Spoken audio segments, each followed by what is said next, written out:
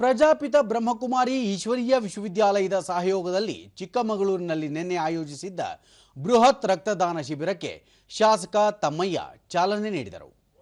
ಈ ವೇಳೆ ಜಿಲ್ಲಾ ಪೊಲೀಸ್ ವರಿಷ್ಠಾಧಿಕಾರಿ ವಿಕ್ರಮ್ ಆಮ್ಟೆ ಮತ್ತಿತರರು ರಕ್ತದಾನ ಮಾಡುವ ಮೂಲಕ ಜನರಿಗೆ ಅರಿವು ಮೂಡಿಸಿದರು.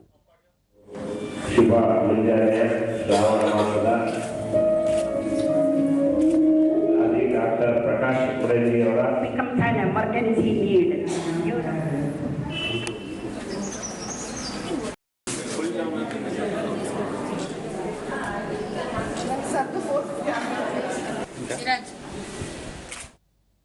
ಬಳಿಕ ದೂರದರ್ಶನದೊಂದಿಗೆ ತಮ್ಮಯ್ಯ ಎಲ್ಲ ದಾನಗಳಿಗಿಂತ ರಕ್ತದಾನ ಶ್ರೇಷ್ಠವಾದದ್ದು, ಅನಾರೋಗ್ಯ ಪೀಡಿತ ರೋಗಿಗಳಿಗೆ ಅವಶ್ಯವಿರುವ ರಕ್ತ ನೀಡಿ ಜೀವ ಉಳಿಸುವ ಕಾರ್ಯ ಮಾಡಲಾಗುತ್ತಿದೆ ಎಂದರು. ನೀಡುವುದರ ಮುಖಾಂತರ ಅವರ ಜೀವ ಉಳಿಸುವಂತ ಪುಣ್ಯದ ಕೆಲಸವನ್ನ ಇವತ್ತು ಪ್ರಜಾಪಿತ ಬ್ರಹ್ಮಕುಮಾರಿ ವಿಶ್ವವಿದ್ಯಾಲಯದವರು ಮಾಡ್ತಾ ಇದ್ದಾರೆ. ವಿಕ್ರಮ್ ಆಮ್ಟೆ ಆರೋಗ್ಯವಂತ ವ್ಯಕ್ತಿ ಪ್ರತಿ 3 ತಿಂಗಳಿಗೊಮ್ಮೆ ರಕ್ತದಾನ ನೀಡಬಹುದಾಗಿದೆ. ಯುವ ಜನತೆ ಹೆಚ್ಚಿನ ಸಂಖ್ಯೆಯಲ್ಲಿ ರಕ್ತದಾನ ಮಾಡಬೇಕು ಎಂದು ಹೇಳಿದರು.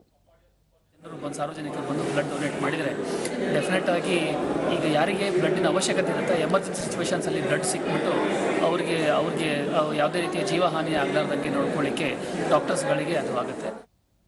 ಜಿಲ್ಲಾ ಸರ್ಜನ್ ಡಾಕ್ಟರ್ ಚಂದ್ರಶೇಖರ್ 18 ವರ್ಷ ಮೇಲ್ಪಟ್ಟವರು ರಕ್ತದಾನ ಮಾಡಬಹುದಾಗಿದೆ. ರಕ್ತದಾನದಿಂದ ತುರ್ತು ಚಿಕಿತ್ಸೆ ಸಂದರ್ಭಗಳಲ್ಲಿ ಅನುಕೂಲವಾಗಲಿದೆ ಎಂದರು.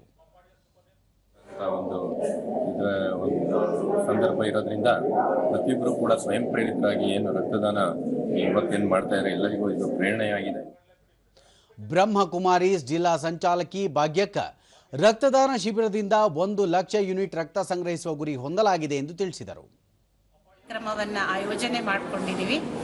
ಇದು 1 ಲಕ್ಷ ಯೂನಿಟ್ ರಕ್ತದಾನವನ್ನು ಮಾಡಿಸುವುದರ ಮೂಲಕ ಈ ಕಾರ್ಯಕ್ರಮದ ಸಫಲತೆಯ ಗುರಿಯನ್ನು ಇಟ್ಕೊಂಡಿದ್ದೀವಿ.